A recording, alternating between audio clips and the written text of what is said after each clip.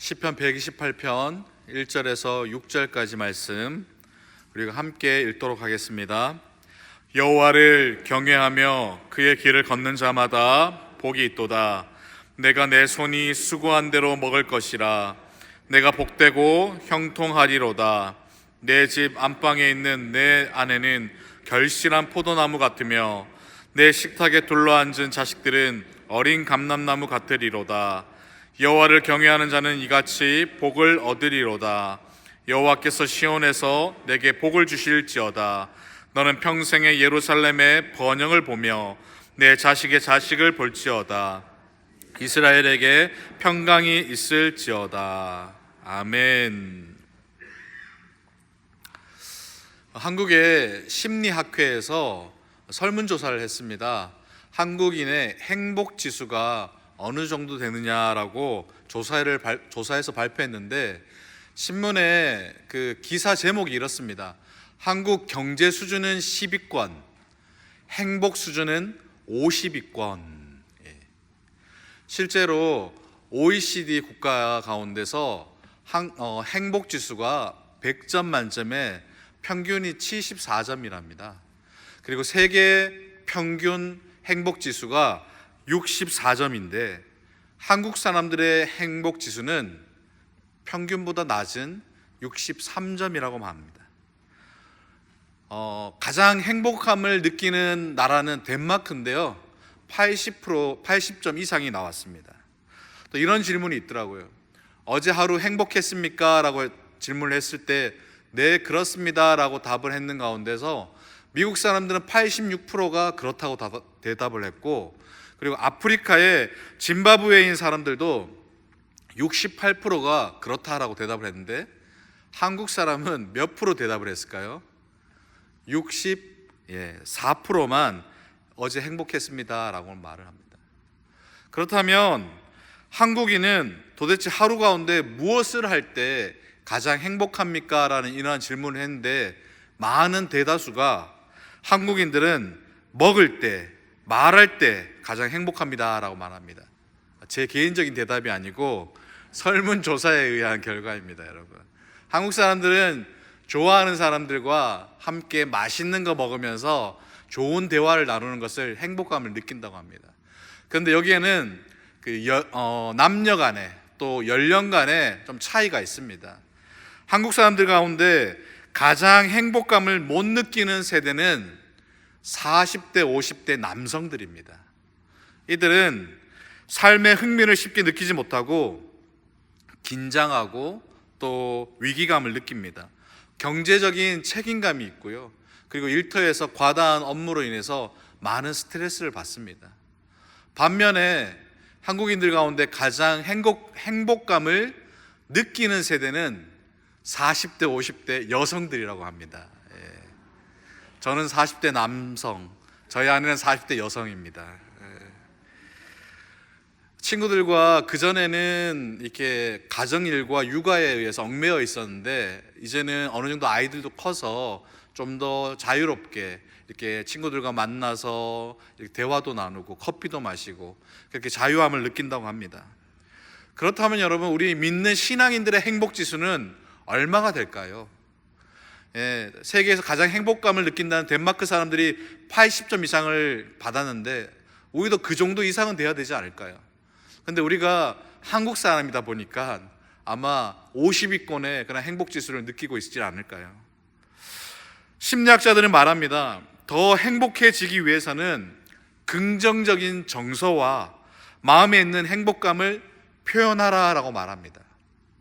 성경도 우리에게 말씀합니다. 항상 기뻐하라, 쉬지 말고 기도하라, 범사에 감사하라. 그렇게 우리의 마음을 표현하는 것입니다. 실제로 우리가 읽었던 이 시편 128편도 이렇게 하나님께서 복 주시고 또 감사하고 노래하고 고백하는 것들을 표현하고 있는 것입니다. 1절에 보면 복이 있도다, 2절에도 내가 복되고 형통하도다, 4절에도 복을 얻으리로다, 그리고 5절에도 복을 주실지어다. 그런데 여기에는요 한 가지 특징이 있습니다.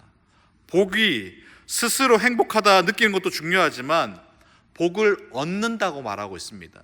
수동적인 표현을 쓰고 있는 겁니다. 행복은 본인이 느끼고 본인이 표현하겠지만 그 행복을 주시는 주체가 있다는 겁니다. 그 주체가 누구이겠습니까? 복은 하나님이 주시는 것입니다. 만복의 근원이 되시는 하나님이 되시는 줄 믿습니다. 여러분, 오늘 이 시편은 하나님께서 우리에게 복을 주시면 우리가 그 행복을 느끼고 그 복을 누리며 살 수 있겠습니다 라고 노래하고 고백하는 시편입니다. 5월 가정의 달을 맞아서 아름다운 행복한 가정, 아름다운 가정, 그것을 생각하면서 오늘 이 말씀을 준비했습니다.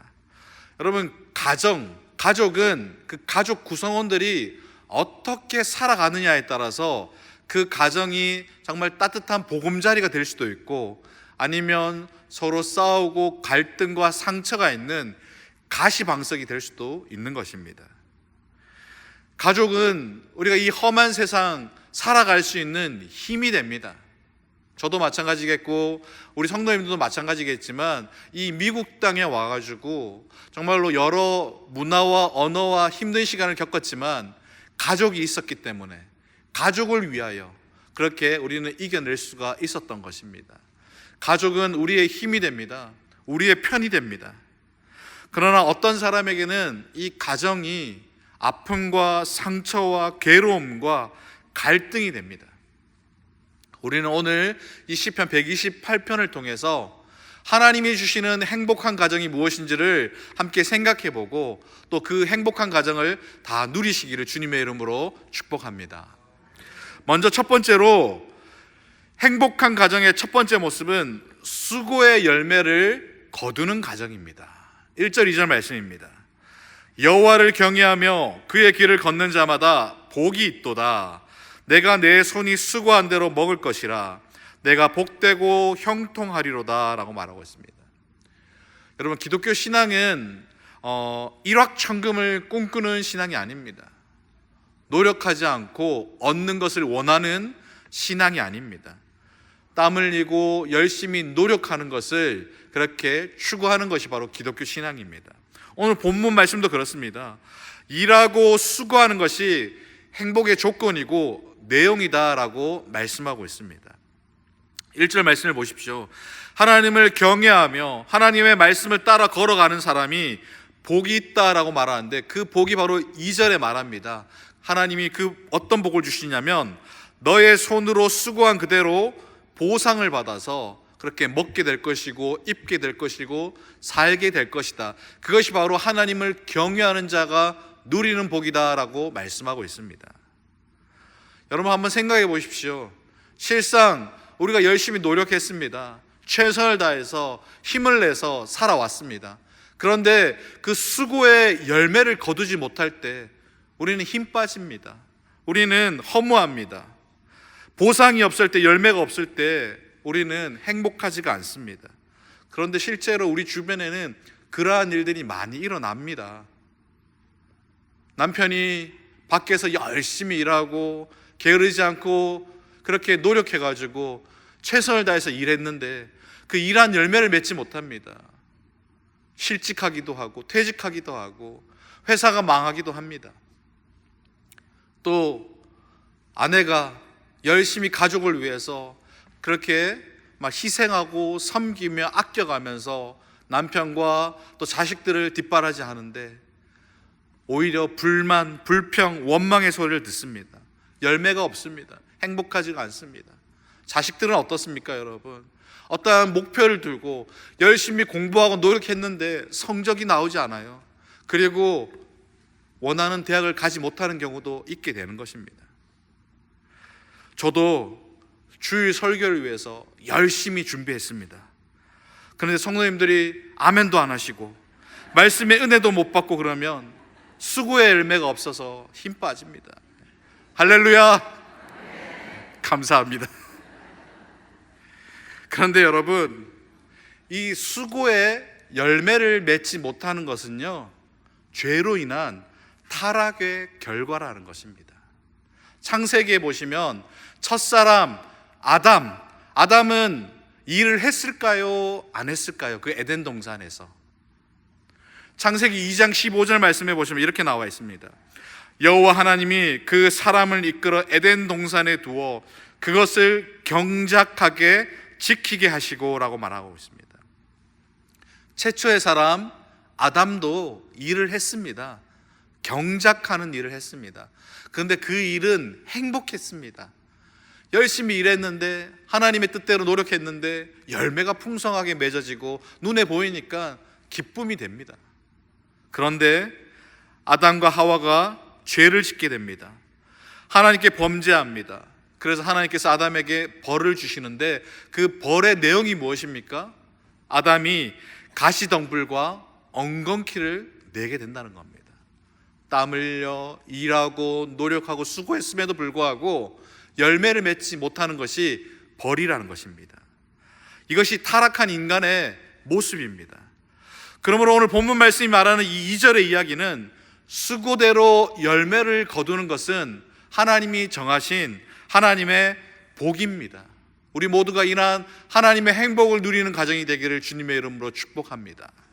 그렇게 남편이 열심히 일터에서 노력하고 일하고 수고해서 월급도 오르고 수입도 많아져서 그 열매를 가족들이 누리고 기뻐하고, 또 아내가 열심히 헌신하고 봉사하고 가정을 섬기는 가운데 남편도 고마워하고 자식도 감사하면서 서로 기쁨을 누리고, 자식도 목표하는 대학을 위해서 공부하고 노력했더니만 좋은 결과가 있어가지고 온 가족들이 함께 기뻐하고 즐거워하는 것, 그것이 바로 하나님께서 우리에게 허락하시는 열매 맺는 복인 것입니다. 두 번째로, 생명의 은혜를 누리는 가정이 되어야 합니다. 3절 말씀입니다. 내 집 안방에 있는 내 아내는 결실한 포도나무 같으며 내 식탁에 둘러앉은 자식들은 어린 감람나무 같으리로다. 창세기에 창조의 이야기가 나오지만 3장에 보시면 처음 가정이 만들어집니다. 즉 하나님께서 가정을 만드셨습니다. 하나님께서 교회를 만드셨습니다. 세상이 흔들리고 어려움을 당한다 할지라도 하나님께서 만드신 가정과 교회가 든든히 서 있으면 아무런 문제가 없습니다. 이 교회와 가정은 서로 연결되어 있습니다. 가정을 교회의 축소판이라고 이야기하고 교회를 가정과 같다라고 말하기도 합니다. 가정에서 신앙생활을 어떻게 하느냐가 정말 중요합니다, 여러분. 물론 신앙생활은 교회에서 예배드리고 찬양하고 기도하고 봉사하고 전도하고 이것을 신앙생활로 생각합니다. 맞습니다. 하지만 그것이 신앙생활의 다가 아닙니다. 신앙생활은 가정으로부터 시작되어야 됩니다. 믿는 자들이 남편과 아내가 어떠한 부부관계를 맺고 있는지, 예수 믿고 그리스도인 된 그리스도인이 자녀와 어떠한 관계 형성을 하고 있는지, 그 가정에서 신앙생활이 시작되어야 됩니다. 내 이웃을 내 몸과 같이 사랑하라, 이 말씀이 부부로부터 먼저 시작되어야 됩니다. 용서는 가정으로부터 배우고 가정으로부터 시작되는 거죠. 용납하고 오래 참음도 가정에서부터 우리는 배울 수가 있는 것입니다. 가정의 모든 관계의 기본 중의 기본은 부부 관계입니다, 여러분. 부부 관계가 건강하면 다른 모든 관계가 건강할 수 있습니다. 신앙생활도 마찬가지입니다. 건강한 부부 관계로 인해서 자녀가 잘 되는 것입니다. 부부가 신앙생활을 잘하면요, 자녀 신앙 교육 걱정할 필요가 없습니다. 성경이 말합니다. 최고의 자녀 교육은 건강한 부부 관계다라고 말하고 있습니다. 아담과 하와가 범죄 이후에 서로 책임을 전가하고 있습니다. 아담이 뭐라고 고백했습니까? 내 뼈 중에 뼈요, 살 중에 살이로다. 닭살 돋는 이 표현을 이렇게 했는데 죄가 들어와가지고 어떻게 말합니까? 하나님, 당신이 내게 주신 저 여자로 말미암아 내가 그렇게 죄를 지었습니다 라고 그렇게 핑계대고 있습니다. 다른 사람에게 죄를 넘기고 있는 것입니다. 관계가 깨어졌습니다. 죄로 인해서 부부 관계가 깨어지고 꼬이게 된 것입니다.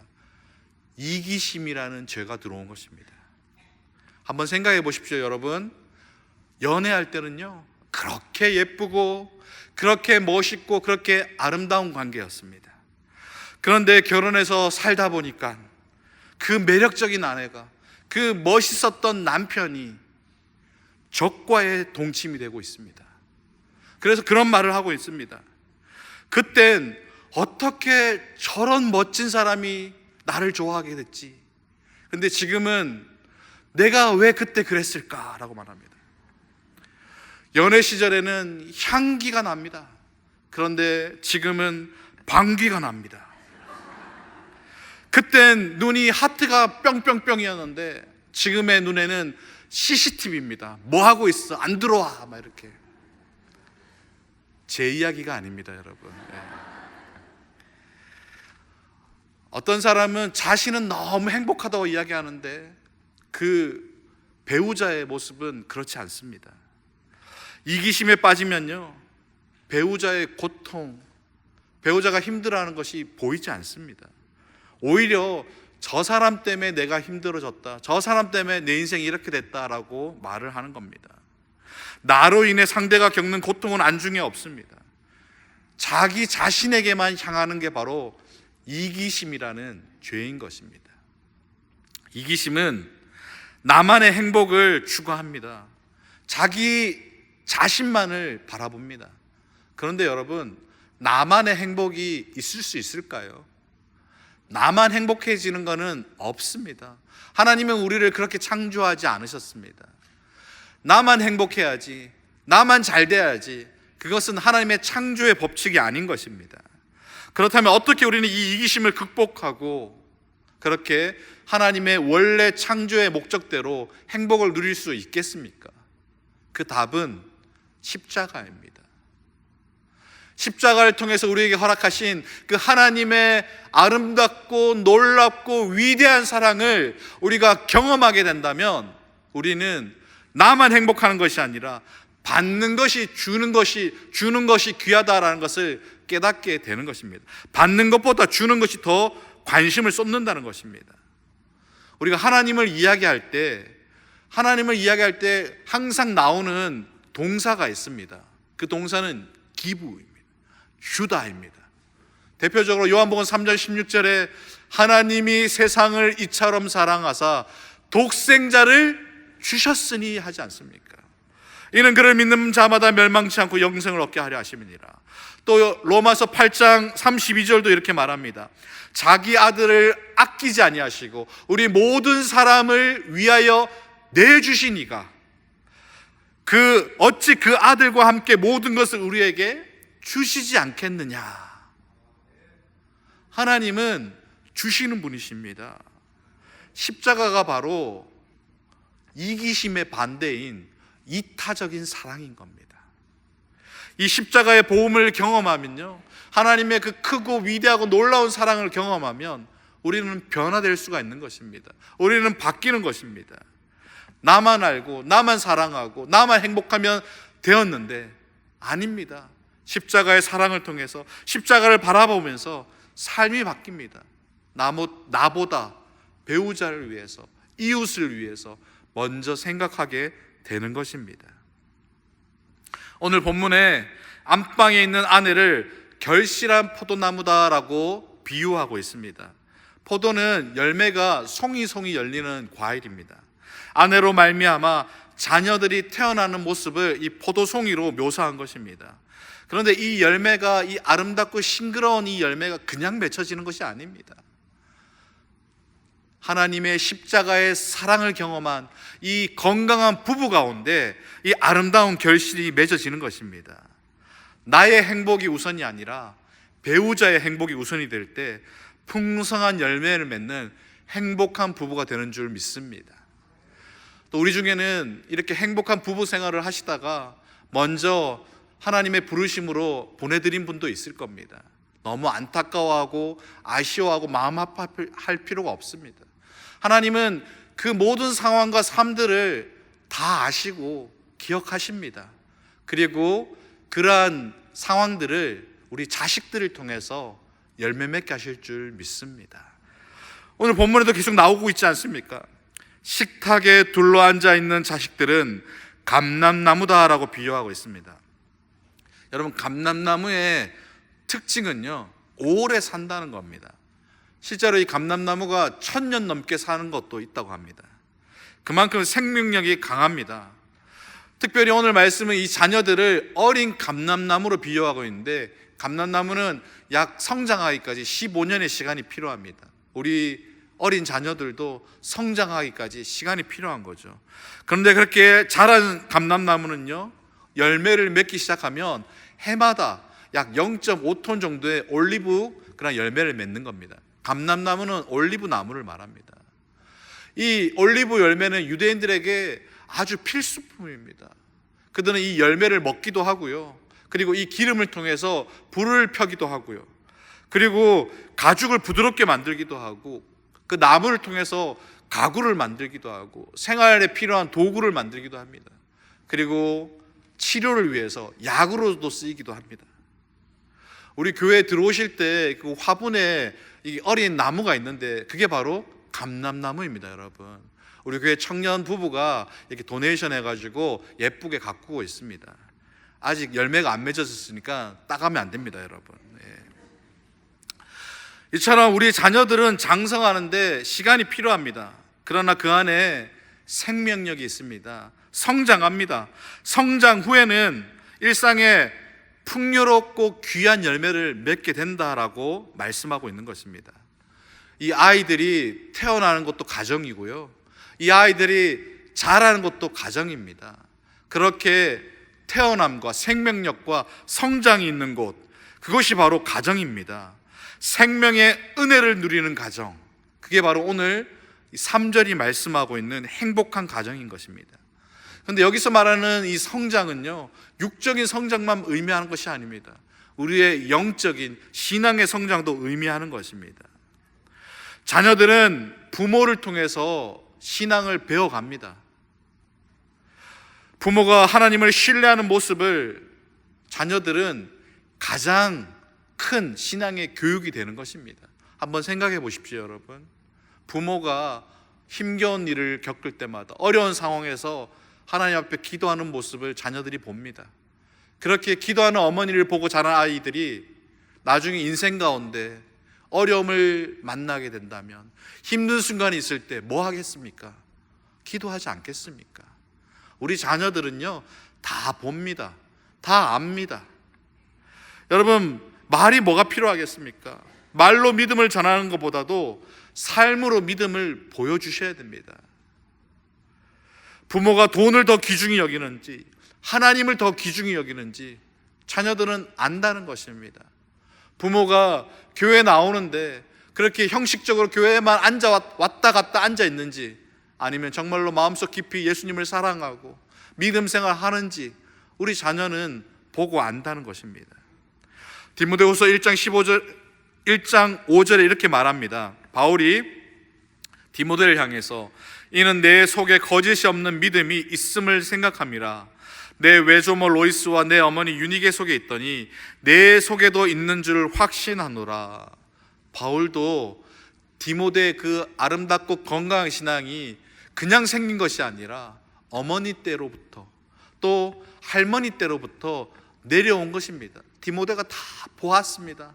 다 배웠습니다. 부모가 성경책을 펴고 기도하는 그 부모 밑에 자란 아이들, 하나님은 결코 인생을 방황시키지 않으실 것입니다. 왜냐하면 하나님이 책임져 주시기 때문입니다. 부모의 기도, 부모가 말씀대로 살아가는 그 모습, 우리 자녀가 보고 배우고 그렇게 하나님의 복을 누리게 될 줄 믿습니다. 나의 행복이 아닙니다, 여러분. 배우자의 행복이 우선입니다.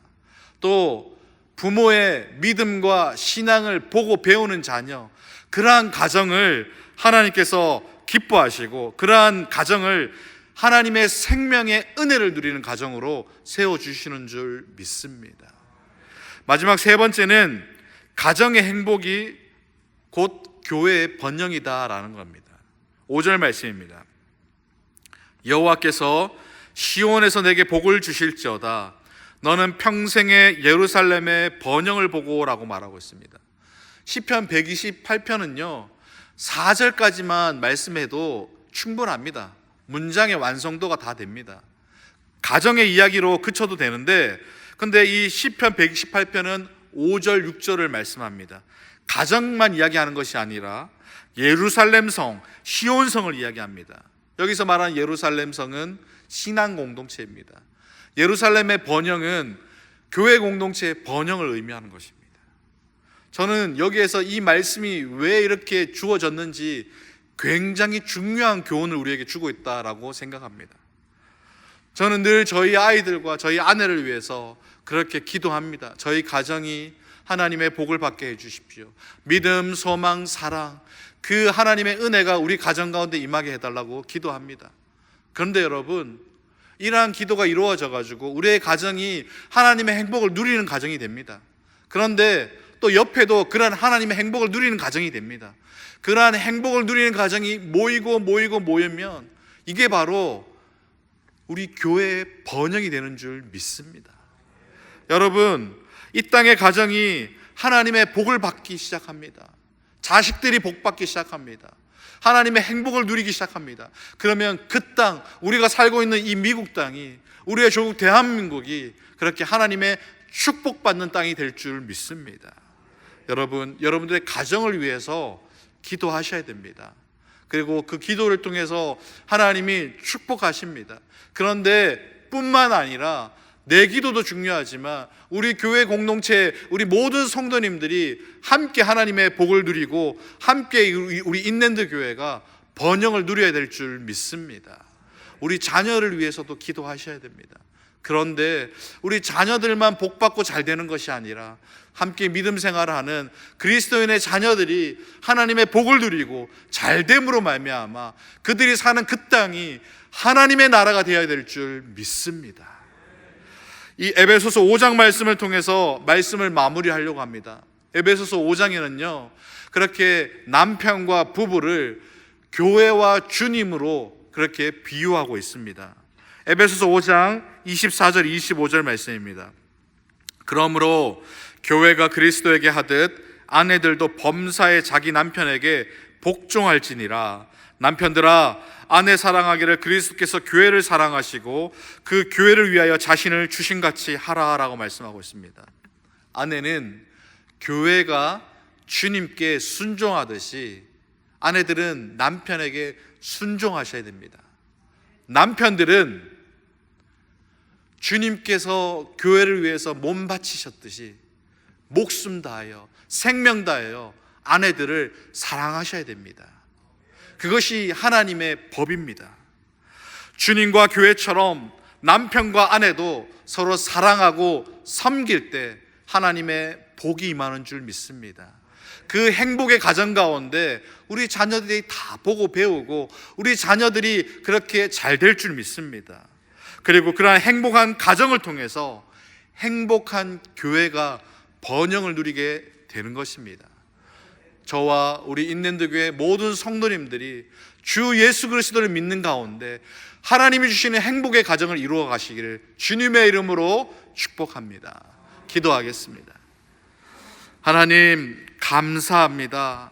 우리의 연약함, 부족함, 죄에도 불구하고 하나님 우리에게 십자가의 사랑을 허락하여 주시고 그 크고 놀라운 사랑을 경험한 자로서 이 땅 가운데 하나님의 행복을 누리는 가정 되게 하심에 감사를 드립니다. 하나님이 주시는 그 복으로 말미암아 감사 기뻐하고 나누어 주는 우리의 가정 되게 하시고 우리 인랜드교의 모든 가정이 행복한 가정 됨으로 말미암아 주의 몸된 교회가 번영되게 하시고 하나님의 나라를 이루어가게 하여 주시옵소서. 예수님의 이름으로 기도합니다. 아멘. 우리 시간 다 같이 일어나셔서 이 행복이라는 찬양을 함께 했으면 좋겠습니다.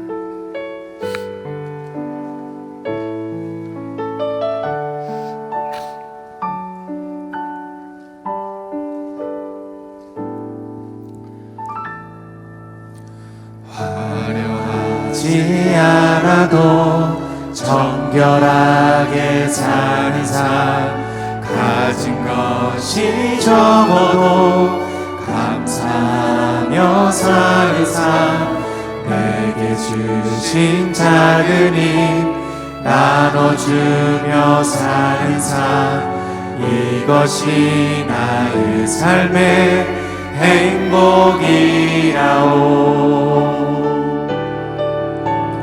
눈물 날 일 많지만 기도할 수 있는 것 억울한 일 많으나 주를 위해 참는 것 비록 짧은 작은 삶 주 뜻대로 사는 것 이것이 나의 삶의 행복이라오. 이것이 행복이라오.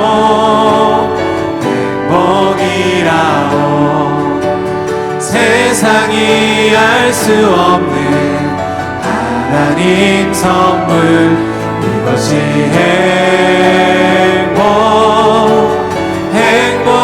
행복이라오. 하나님의 자녀로 살아가는 것 이것이 행복이라오. 이것이 행복이라오. 세상은 알 수 없는 하나님 선물 이것이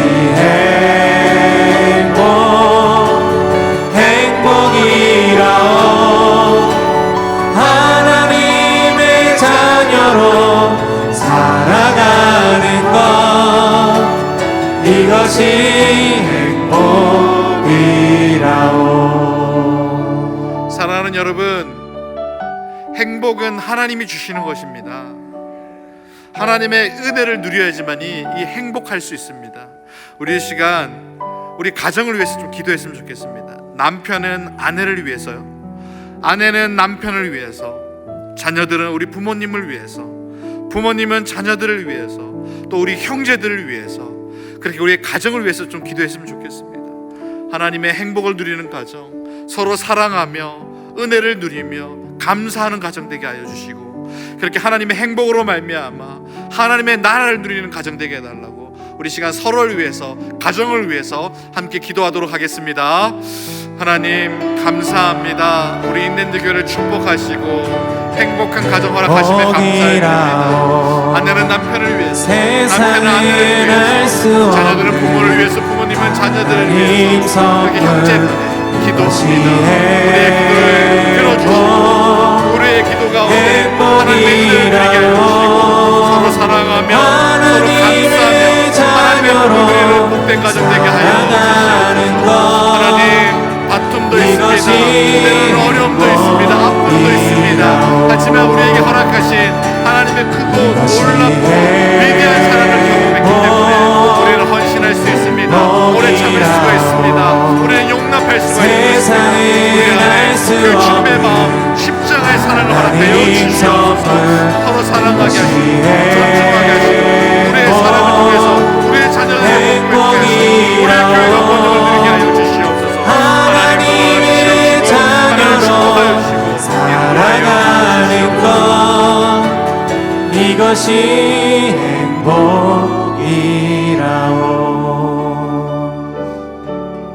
사랑의 하나님, 우리의 가정이 행복하길 원합니다.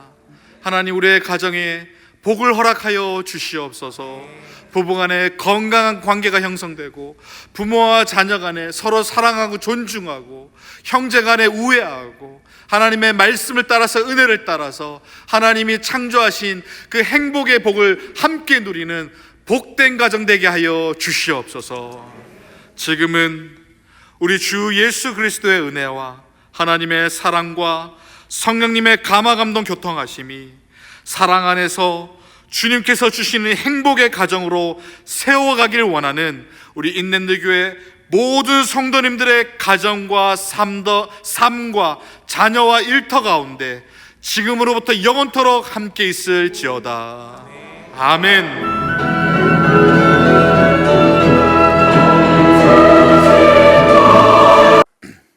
시편 119편 67절에서 72절까지 우리 함께 읽도록 하겠습니다. 고난 당하기 전에는 내가 그릇 행하였더니 이제는 주의 말씀을 지키나이다. 주는 선하사 선을 행하시오니 주의 율례들로 나를 가르치소서.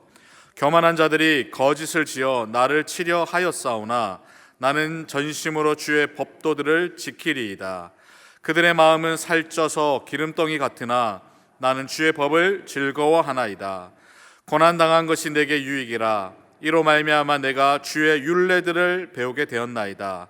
주의 입의 법이 내게는 천천 금은보다 좋으니이다. 아멘. 한국에 있을 때 여름철만 되면 관심 있게 보는 뉴스가 있었습니다. 바로 태풍이 언제 오고 어떻게 그렇게 가느냐. 그게 왜냐하면 여름마다 그 태풍이 많은 그런 피해를 주기 때문에 그 뉴스를 관심 있게 봤습니다. 태풍은 자연재해이지 않습니까? 그러다 보니까 우리가 이것을 극복해야지, 이겨내야지라는 생각은 어리석은 생각이죠. 미리 예측하고 대비해서 피해를 최대한 줄이는 것이 지혜로운 모습입니다. 미국도 6월부터 11월 말까지가 허리케인 시즌이라고 말합니다.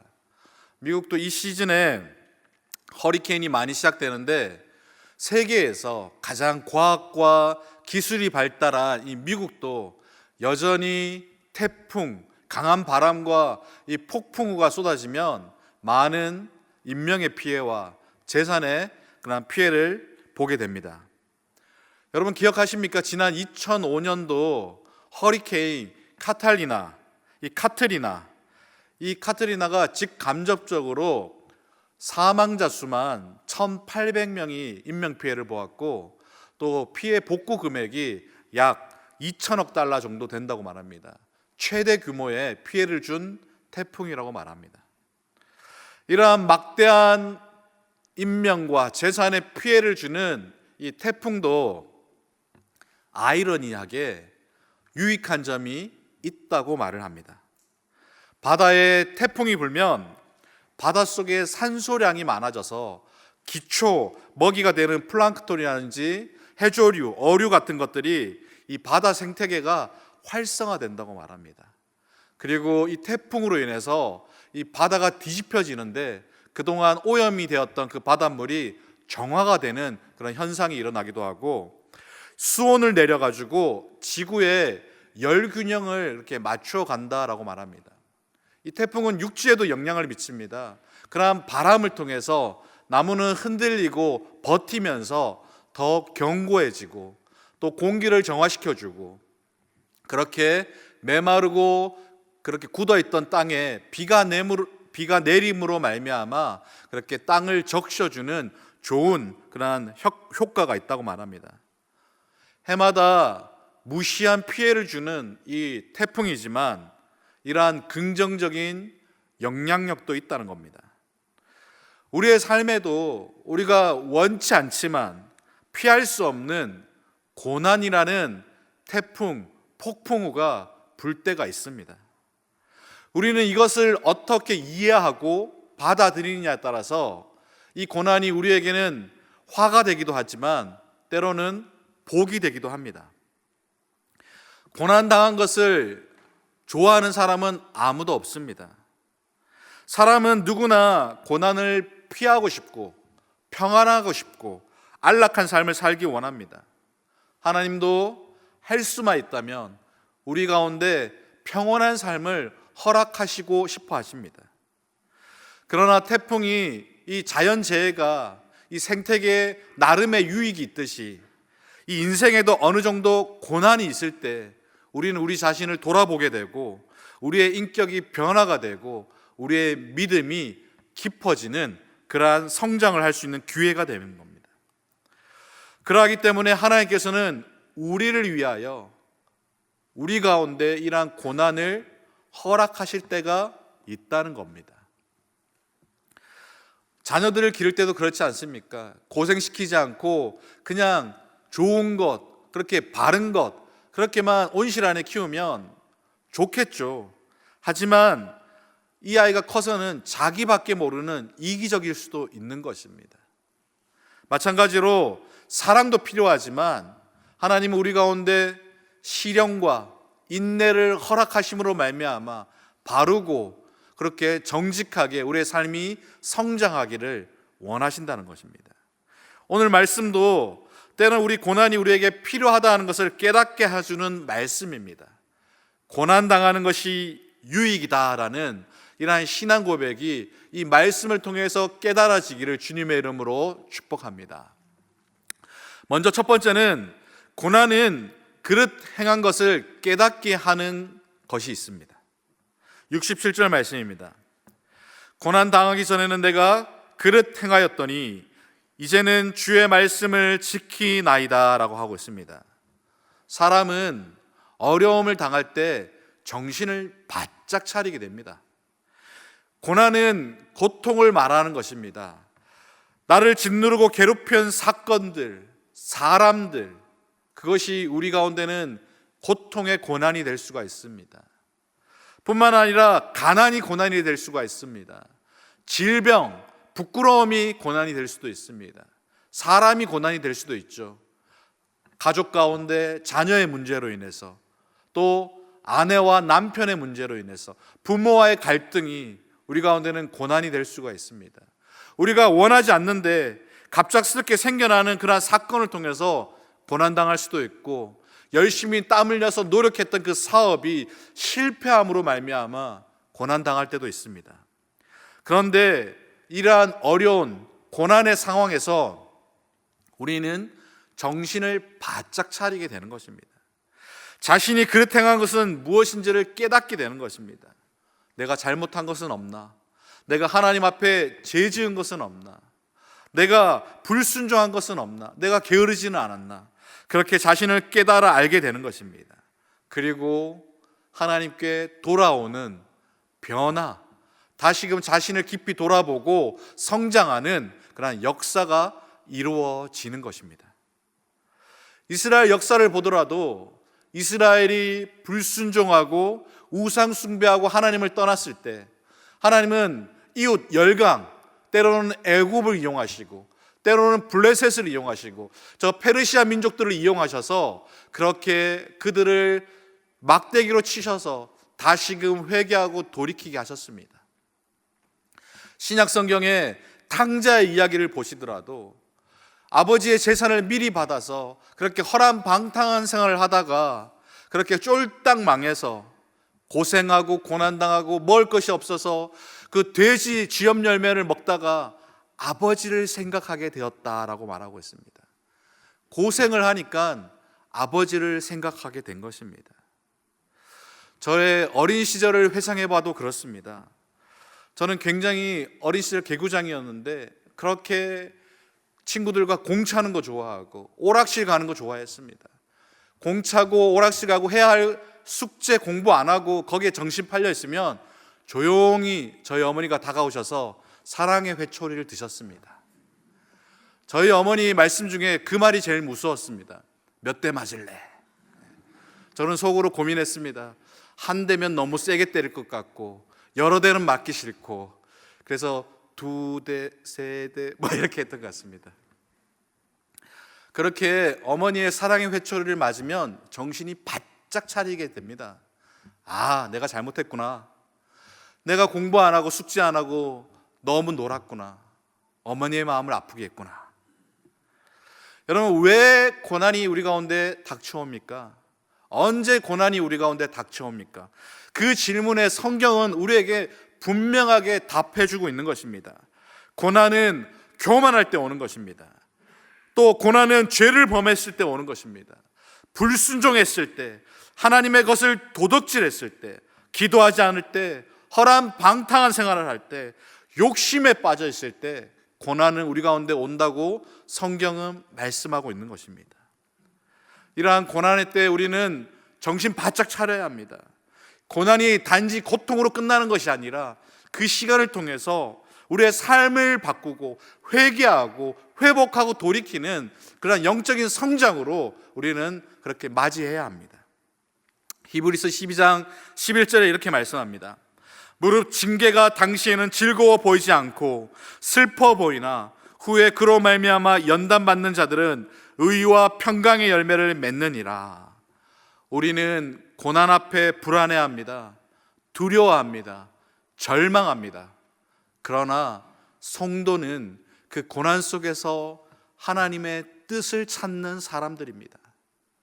하나님께서 우리 가운데 하나님의 뜻, 하나님의 계획, 하나님의 섭리를 그 고난 속에서 우리 가운데 보여주시는 것입니다. 내가 무슨 잘못을 했나? 내가 하나님 앞에 어떠한 죄를 지었나? 내 모습은 경건의 모양은 갖추었는데 경건의 능력은 있지 않지 않았나? 기도하는 그 쉬는 것을 죄를 범하지 않았나? 하나님 앞에 불순종, 게으르지는 않았나? 온전한 11조를 드려지 못하지는 않았나? 고난은 우리를 하나님 앞에 돌아보게 합니다. 생각하게 합니다. 깨닫게 합니다. 그리고 돌이키는 시간이 되는 것입니다. 사랑하는 여러분, 하나님께서 여러분들에게 고난의 때를 허락하십니까? 우리를 향한 하나님의 뜻을 발견하길 바랍니다. 또 그 시간을 통해서 자기 자신을 깊이 있게 한번 돌아보는 시간이 되길 원합니다. 그리고 그 시간이 지나서 하나님이 우리에게 허락하시는 의와 평강의 열매를 맺으시기를 주님의 이름으로 축복합니다. 두 번째로, 고난은 하나님의 율례를 배우게 합니다. 시편 119편은 성경에서 가장 긴 장입니다. 가장 긴 시편입니다. 무려 176절이 있습니다. 이 시편 119편에는 크게 두 가지의 특징이 있습니다. 먼저는 이 시가 답관체 형식의 시라는 겁니다. 답관체, 익숙하지는 않는데 그 알파벳 순서대로 시행을 시작하는 겁니다. 예를 들어 보면 우리나라 한글에 자음 있지 않습니까? 기역, 니은, 디귿, 리을, 히읗까지 되지 않습니까? 그렇게 기역을 그 시의 첫 문장으로 시작하는 겁니다. 한번 예를 들어볼게요. 기역, 감사하라 하나님께. 니은, 나의 모든 것을 바쳐서 하나님을 찬양하라.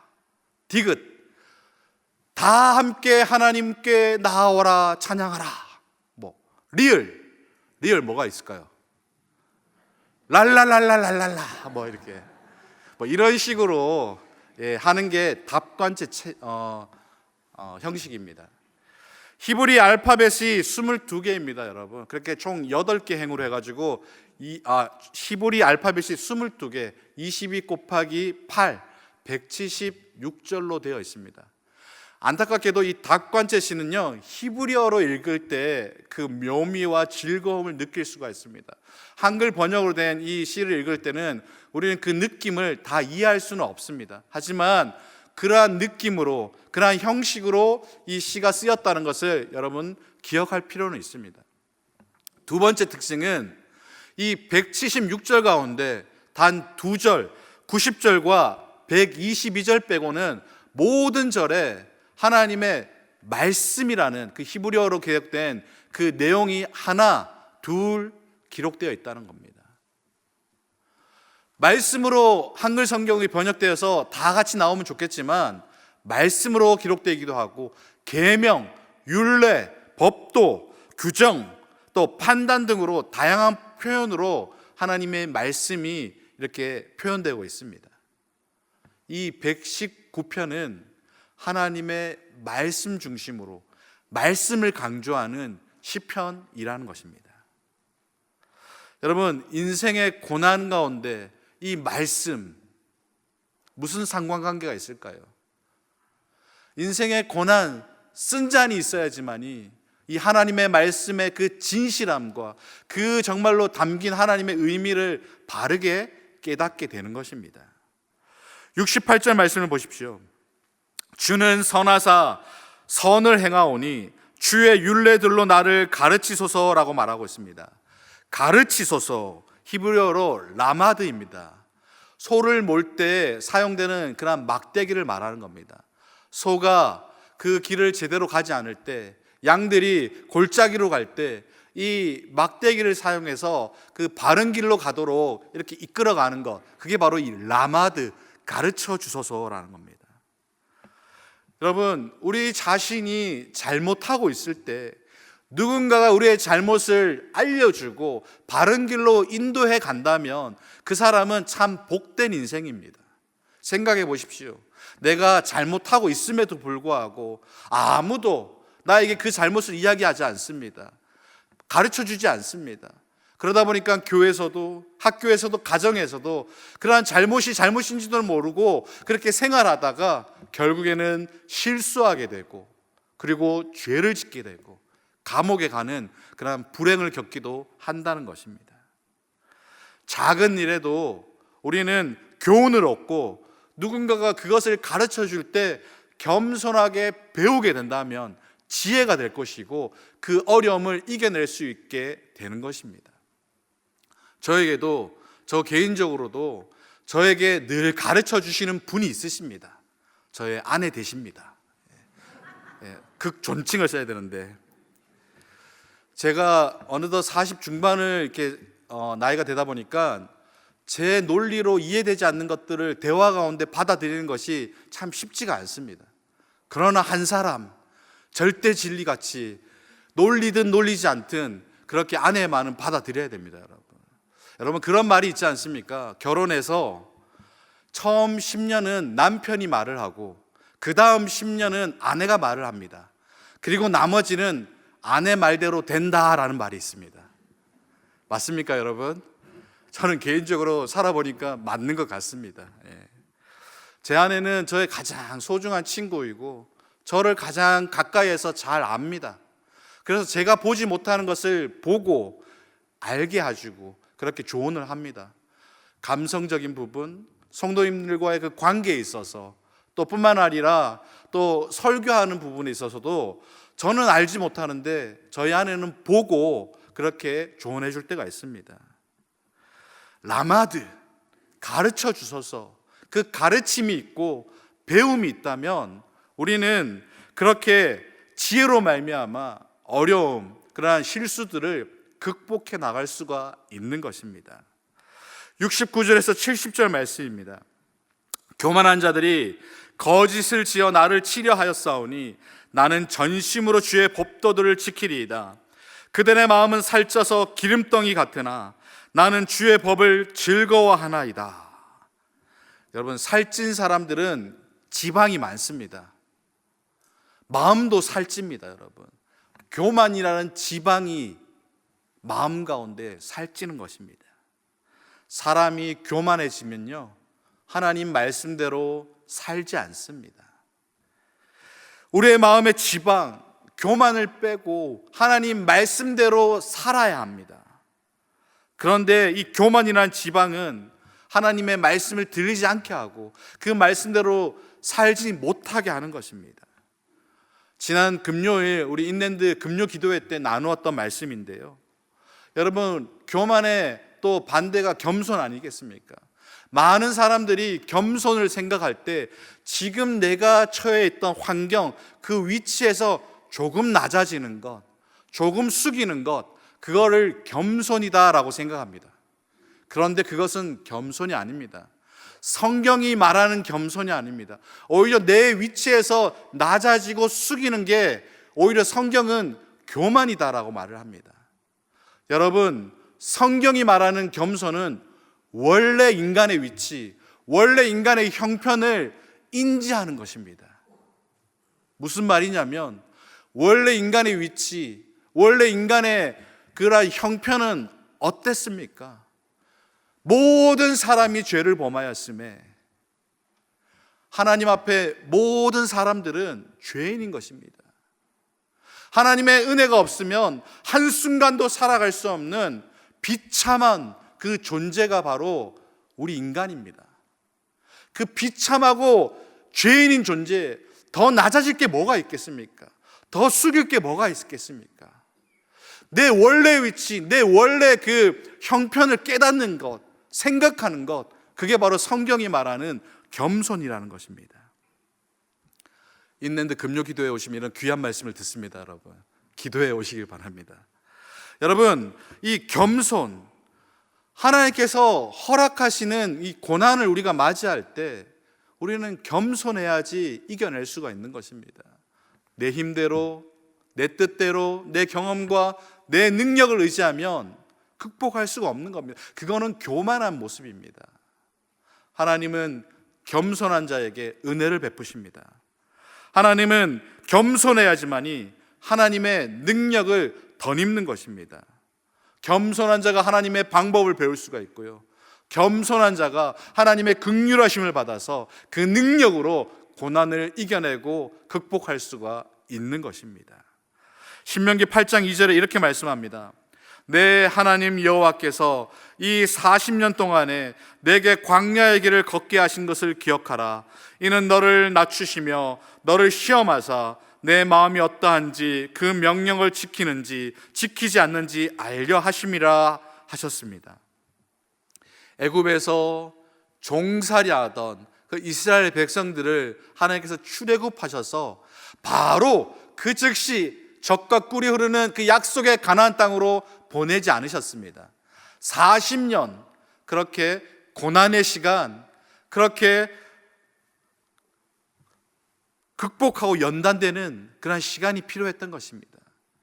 그 시간이 있었기 때문에 그 이스라엘 백성들 가운데 있었던 교만, 우상 숭배, 불순종, 그런 자신만의 욕망, 게으름, 불의함, 그러한 지방들이 뺄 수가 있었던 것입니다. 그리고 그때가 되자 드디어 하나님께서 그 백성들을 젖과 꿀이 흐르는 약속의 땅 가나안으로 보내신 것입니다. 하나님께서 우리의 기도 가운데 즉각적으로 응답하지 않으실 때도 있습니다. 하나님께서 우리 가운데 그냥 축복하지 않으실 때도 있다는 것입니다. 생각해 보십시오, 여러분. 대기업을 운영하는 재벌 아버지가 아들에게, 그 대기업을 경험 없는 그 아들에게 그냥 물려주면 어떻게 되겠습니까? 경험 없는 이 아들이 많은 우여곡절을 겪다가 결국에는 실패하고 기업이 기울어져서 부도나게 되는 거 아니겠습니까? 훈련이 필요한 겁니다. 연단이 필요한 것입니다. 하나님은 우리를 축복하시고자 우리에게 고난이라는 연단의 과정을 허락하시는 것입니다. 그것을 믿으시길 주님의 이름으로 축복합니다. 여러분, 저는 라면 좋아하는데요, 여러분 라면 좋아하십니까? 그러다 보니까 맛있는 라면을 끓이기 위해서 여러 노력을 많이 해봤습니다. 그 노력 가운데 가장 맛있는 라면의 레시피가 뭔지 아십니까, 여러분? 라면 봉지 있는 그 설명서대로 끓이면 가장 맛있는 조리법이 되는 겁니다. 수많은 연구가들이 이래도 끓여보고 저래도 끓여보고 해서 최적의 조리법을 만든 겁니다. 마찬가지입니다, 여러분. 우리 예수 믿는 그리스도인들이 이 세상 가운데서 가장 아름다운 맛을 드러낼 수 있는 방법은 우리에게 허락하신 그 레시피, 그 설명서, 그 말씀을 붙잡아야 된다는 것입니다. 그 말씀대로 살아가면 그리스도인이 그리스도인다운 삶을 살아갈 수가 있는 것입니다.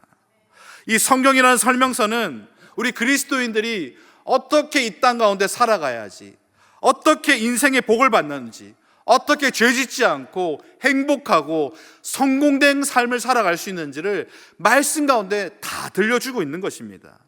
이 성경 말씀을 제껴놓고 내 마음대로, 내 뜻대로, 내 고집대로, 내 욕심대로 내 교만한 삶을 살다 보니까 인생에 고난이 찾아오는 겁니다, 여러분. 하나님께서 우리에게 고난을 허락하셨습니까? 다시 한 번 더 우리의 인생을 돌아보고 하나님의 말씀으로 돌아가는 여러분 되길 바라겠습니다.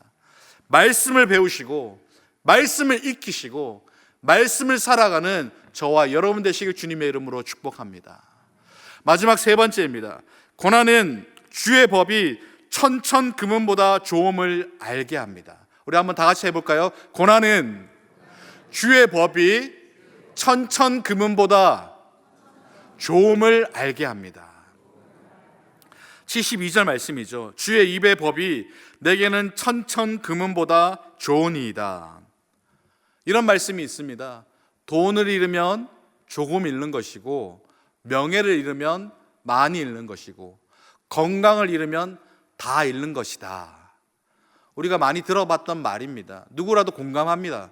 그러나 현실에서는요, 명예와 건강을 잃어가면서까지도 돈에 집착하는 세상 사람들을 많이 보게 되는 것입니다.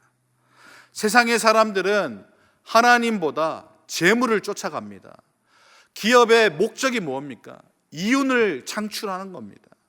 사람들은 어떻게 해서든지 재산을 모으고 더 벌기 위해서, 더 가지기 위해서 살아가는 목적이 있습니다. 그러나 고난을 통해서 하나님을 만나고 깨닫는 사람들은 많은 재물을 준다고 해도 하나님을 택하는 것입니다. 고난을 통해서 하나님을 만난 사람들은 이 세상의 천천금은보다도 하나님이 내 인생의 목적이 되시고 하나님 나라와 그 의 가운데 충성하는 것이 가장 복된 인생임을 깨달아 안다는 것입니다. 마태복음 6장 24절에 예수님께서 이렇게 말씀하지 않습니까? 한 사람이 두 주인을 섬기지 못할 것이니 혹 이를 미워하고 저를 사랑하거나 혹 이를 중히 여기고 저를 경히 여김이라. 너희가 하나님과 재물을 겸하여 섬기지 못하느니라. 사람은 하나님과 재물을 겸하여 섬기지 못합니다. 사람은 하나님을 섬겨야 할 존재입니다. 재물은 다스려야 할 대상인 것입니다. 톨스토이의 단편 소설 중에서 왕과 농부라는 그런 소설이 있습니다. 잠시 들려드리면, 어느 날 왕이 가난한 농부를 불러서 해가 떠 있는 동안에 네가 원하는 땅을 다 이렇게 면적을 줄로 그으면 그 땅을 내게 주겠다라고 했습니다. 단 해가 지면, 면적을 다 긋지 못하면 이거는 무효다. 그러자 다음 날 해가 떴습니다. 이 농부는 그 말을 믿고 열심히 부지런히 기쁨으로 나무 막대기를 들고 땅에 줄을 그으면서 달려가기 시작했습니다. 조금만 노력하면, 반나절만 노력하면 저 땅이 내 땅이 되니까 얼마나 좋겠습니까? 달리고 달리고 또 달렸습니다. 끼니도 거르고 달렸습니다. 이제 해가 어느 정도 중천에 떴습니다. 마음 가운데 이제 돌아가야지, 면적을 완성해야지 라는 생각이 들었는데 저 앞에 저 땅이 너무 비옥지고 너무 좋아 보였습니다. 조금만 더 가면서 더 갔습니다. 그렇게 가다가 결국에는 해가 지고 있었는데 이 농부는 그만 처음 시작했던 그곳으로 돌아오지 못하고 그렇게 쓰러졌고 그렇게 일어나지 못했습니다. 여러분, 톨스토이의 이 소설이 무엇을 이야기하는 것입니까? 이 농부처럼 많은 사람들이 그렇게 자기가 시들어가는 줄도 모르고 죽어가는지도 모르고 돈에 매여가지고 불쌍하게 살아가는 사람들이 너무 많다라고 이 소설을 통해서 우리 가운데 이야기하고 있는 것입니다. 뿐만 아니라 이러한 말을 남겼습니다. 재물은 배설물과 같아서 그것이 쌓여 있으면 냄새를 나는데 뿌려지면 땅이 기름지게 된다라고 말하고 있습니다. 무슨 말입니까? 저는 어렸을 때 농촌에 가보면 배설물을 이렇게 쌓아놓는 그런 것을 본 적이 있습니다. 그렇게 냄새도 납니다. 그런데 짓궂은 아이들이 그곳에서 놀다가 그만 빠져가지고 이렇게 곤욕을 치르는 것을 보게 된 적이 있습니다. 이러한 배설물을 모아놓으면 냄새도 나고 더럽고 위험하기까지 합니다. 그러나 이것이 땅에 뿌려지면 천년 비료가 되어가지고 많은 채소와 곡물들을 기름지게 하는 것입니다. 무슨 말입니까, 여러분? 돈은 꼭 그와 같다라고 톨스토이가 우리 가운데 말하고 있는 것입니다. 돈을 모으는 거 중요하죠. 하지만 뿌리기 위해서 모으는 것입니다. 돈을 써야 할 때 쓰지 않고 계속 모으게만 된다면 냄새 난다는 것입니다. 그렇다고 막 쓰라는 말이 아닙니다. 과소비 막 하라는 것이 아닙니다. 써야 될 때 써야 된다는 거죠. 가난한 이웃을 위해서, 또 필요한 곳에, 복음을 전하는 일에, 다음 세대를 세워가는 일에 써야 할 곳에 쓰는 것이 돈이라는 것입니다. 여러분, 하나님의 말씀이 아닌 우리 인간은 탐욕, 욕심, 교만 때문에 죄를 짓는 것입니다. 하나님이 아닌 돈의 우상 가운데 눈이 머는 것입니다. 하나님께서 허락하신 고난을 겪은 사람들은 결코 그렇지 않습니다. 주의 법이 천천의 금은보다도 더 귀한 것을 깨닫기 때문인 것입니다. 여러분 가운데도 이러한 믿음의 고백이 있기를 주님의 이름으로 축복합니다. 마지막으로 이 찬양을 여러분들에게 소개하고 마쳤으면 좋겠습니다. 여러분, 작년부터 많은 믿는 청년들뿐만 아니라 믿지 않는 젊은 세대 가운데서도 유행했던 찬양이 하나 있습니다. 예람 50이라는 그 찬양팀에서 부른 혼자 걷지 않을 거예요 라는 찬양입니다. 그대 폭풍 속을 걷고 있을 때, 비바람을 마주해야 할 때, 불빛조차 보이지 않을 때 그대 혼자 걷지 않을 거예요. 힘든 시기를 살아가는 젊은 친구들에게 이 가사가 많은 위로가 되었고, 또 이 편안한 멜로디로 인해서 많은 그런 힘을 얻었다고 말합니다. 실제로 이 찬양을 들었던 믿지 않는 사람들이 댓글에 이렇게 남깁니다. 이 찬양을 들으니까 교회 가고 싶어졌어요. 이 찬양 들으니까 그렇게 예수 믿는 사람들이 이해되기 시작했어요. 이 찬양 들으니까 그렇게 하나님을 다시 한 번 더 생각하게 되었어요 라는 그런 댓글을 많이 보게 됐습니다. 실제로 이 찬양은요, 기독교 찬양만 모아놓은 그 순위에만 높은 것이 아니라 일반 노래까지도 같이 모아놨던 그냥 차트에도 상위권에 차지했다고 말합니다. 사랑하는 여러분, 이 찬양의 가사를 한번 잘 생각해 보시기 바랍니다. 이 땅의 삶이 폭풍 속을 걷는 것 같아도, 그렇게 비바람을 마주하는 것 같아도, 불빛조차 보이지 않는 고난을 우리가 당하는 것 같은 느낌이 들 때, 그러나 그 순간에도 우리는 혼자 걷지 않는 것입니다. 살아계신 하나님께서 우리와 함께하는 줄 믿습니다. 그 모든 과정 가운데 우리와 함께 하시면서 가장 좋은 길로, 복된 길로, 은혜의 길로 이끌어 가시는 줄 믿습니다. 그리고 그 모든 과정 가운데 하나님의 뜻, 하나님의 계획, 하나님의 섭리를 깨닫게 하시는 것입니다. 고난당하는 것이 내게 유익이라, 이로 말미암아 내가 주의 율례를 배우게 되었나이다. 고난이 축복이라는 이 영적 원리를 깨달으시기를 주님의 이름으로 축복합니다. 기도하겠습니다.